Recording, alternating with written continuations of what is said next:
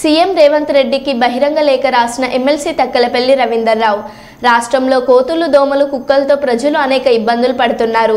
కోతులతో రైతులు పంటలను పండించలేని పరిస్థితి ఏర్పడిందన్నారు. గ్రామాల్లో ప్రజలపై కోతులు దాడులను చేస్తున్నాయి. రాష్ట్రంలో 333 మందిపై కుక్కలు దాడి చేశాయి. ఎమ్మెల్సీ తక్కలపల్లి రవీందర్రావు దోమ కాటుతో గ్రామాలే జ్వరాల బారిన పడ్డారు. ప్రభుత్వం వెంటనే చర్యలు తీసుకోవాలని ఎమ్మెల్సీ తక్కలపల్లి రవీందర్రావు డిమాండ్ చేశారు.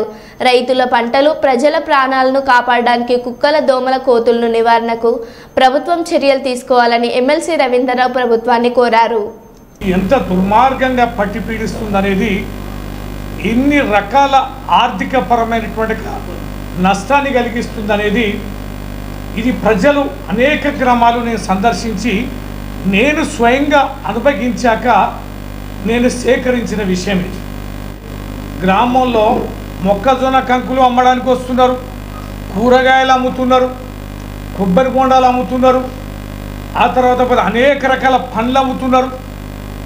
గ్రామాలలో పుచ్చకాయలతో సహా ఆ కందగడ్డలు, అవి మొరంగడ్డలు కూడా ఆటోలలో వచ్చి అమ్మిపోతుంటే, వారు గ్రామాలలో తిరిగి ఆటోలలో తిరిగి తాముతుంటే నిజంగా ఆశ్చర్యం అనిపిస్తాను.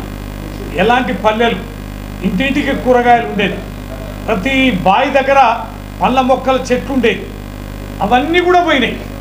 పల్లికాయలు ఉండేది, పెసరకాయ ఉండేది, అనపకాయ ఉండేది, పజ్జొన్నలు ఉండేది, సజ్జలు ఉండేది, ఎన్నో రకాలైనటువంటి చిరుధాన్యాల పంటలు, ఉల్లిగడ్డలు ఉండేది, ఎల్లిగడ్డలు ఉండేది. ఊళ్ళల్లో ఇట్లా సస్యశ్యామలకి ఏ వస్తువు అయినా కూడా వాళ్ళు గ్రామాల్లో వాళ్ళ చిలకల్లో వాళ్ళ పంట పొలాల్లో పండించుకొని తినేది. ఇవాళ అన్నీ కూడా మటుమాయం అయిపోయినాయి. ఇవాళ కూరగాయలు కూడా విపరీతంగా పల్లెల్లో అన్ని గ్రామాల్లో కూరగాయలు కొనుక్కునే దుస్థితే మనకు కనిపిస్తాయి. ఉద్దస్తమానం కోతుల భయం, వెనక మొత్తం కోతుల బాధ. ఇక రాత్రిపూట నేను మా గ్రామంలో పడుకుంటే విపరీతమైన కుక్కలు. ఖచ్చితంగా రాజకీయ పార్టీలు, రాజకీయ నాయకులు స్పందించాలని ఈ సందర్భంగా మీడియా ద్వారా నేను అంతేకాదు. ఇక దోమలు మీరు వెళ్ళి చూడండి, మైబాల్లో ఉన్న ప్రైవేట్ హాస్పిటల్స్ పోండి, గవర్నమెంట్ హాస్పిటల్స్ పోండి, ఒక్క పేషెంట్ను చూడడానికి ఒక్క డాక్టర్కి 4 నుంచి 6 గంటలు 8 గంటలు పడతాడు. ఇలాది మంది మధ్యపోతులంకన్న గారికి జ్వరం వస్తే ఈయన మొత్తం దోమలే. ఏంటి కారణం ఏంటంటే విపరీతమైన దోమలకు సంబంధించి ఒక మూకుమ్మడి చర్య అనేది చేపట్టకపోవడం వల్ల ప్రజలు ఇలా చిన్నోళ్ళు గారు పెద్దోళ్ళు గారు అన్ని స్థాయిలో, ముఖ్యంగా పేద మధ్యతరగతి కుటుంబాల వారైతే కుటుంబం పోయి ఇవాళ ప్రైవేట్ హాస్పిటల్లో ఇవాళ వైద్యంకి వేలాది లక్షలాది రూపాయలు చెల్లించుకుంటున్న విధానాన్ని మీరు ఒక్కసారి మీడియా వాళ్ళు కూడా ఫోకస్ చేయాలి. ఆ హాస్పిటల్ ముందు క్యూలు కట్టిన మెడికల్ షాపుల దగ్గర మందులు తీసుకోవాలంటే 2 నుంచి 3 గంటల సమయం పడుతుంది. ఏంది దుర్భాగ్యం, ఏంది దౌర్భాగ్యం? ప్రభుత్వాల బాధ్యత కాదా ఇవి? ప్రభుత్వాలు చైతన్యవంతం చేయాలి కదా, ప్రభుత్వ పరంగా చట్టపరమైన చర్యలు చేపట్టాలి కదా. అందుకనే నేను మీకు కొన్ని అన్ని ఎన్జిఓలతోటి, అన్ని ప్రభుత్వ సంస్థలతోటి, ప్రభుత్వంతో, అనేక ప్రజా సంఘాలతోటి, రాజకీయ పార్టీలతోటి, సామాజికవేత్తలతోటి రాష్ట్ర వ్యాప్తంగా విపరీతంగా చర్చలు చేసి విస్తృత ప్రచారం చేసి కుక్కలని, కోతులని, దోమల్ని కట్టడి చేయండి. దయచేసి గ్రామాల్లో, పట్టణాల్లో ఇవాళ బందీలాగా ఉంటున్నారు ప్రజలు. మీరు ఏ ఇంటికి చూడండి మొత్తం ఐరన్ తోటి చేసిన జాలీలు ఉంటాయి, మెష్ డోర్లు ఉంటాయి.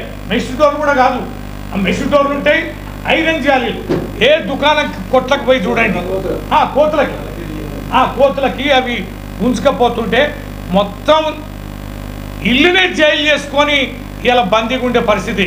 ఇలా పెద్ద మనుషులని ఇళ్లలో ఒంటరిగా ఉండిపోయే పరిస్థితి లేదు, పిల్లల్ని ఒంటరిగా ఇంట్లో ఉంచే పరిస్థితి లేదు, బజార్లో ఆడుకునే పరిస్థితి లేదు. ఈ భయంతో ఈ జీవరాశుల మీద ఇబ్బంది పడుతూ బతికే ఈ ప్రజల్ని విముక్తి చేయాలా లేదా? ఇది ప్రభుత్వాల బాధ్యత కాదా? ఇది సామాజిక బాధ్యత కాదా? ఇది చట్టాల కోసం ఇవాళ మనం చూస్తూ వీటిని ఏమనకుండా, మాట్లాడకుండా, నిమ్మకుండా ఉండడం అనేది ప్రజల ఇది సరైన విధానం కాదు. వీటిపైన తీవ్రంగా స్పందించి పోరాటం చేసి అవసరం అనుకుంటే ప్రభుత్వాలపైన ఒత్తిడి తీసుకొచ్చి చట్టాల మార్పులు తీసుకొచ్చి న్యాయస్థానాలపైన కూడా ఒత్తిడి తీసుకొచ్చి ప్రజలకు రక్షణ కల్పించాల్సిన బాధ్యత ఈ అంశానికి సంబంధించి ఉందని చెప్తూ మీ అందరు కూడా మీడియా వారికి ఈ బ్రీఫ్ నోట్కి సంబంధించి దీన్ని పంపిణీ చేయాల్సిందిగా కోరుతున్నా. అలాగే విజ్ఞప్తి చేస్తున్నా వారికి కూడా బహిరంగ లేఖ నేను ఈ సందర్భంగా ఇస్తున్నా.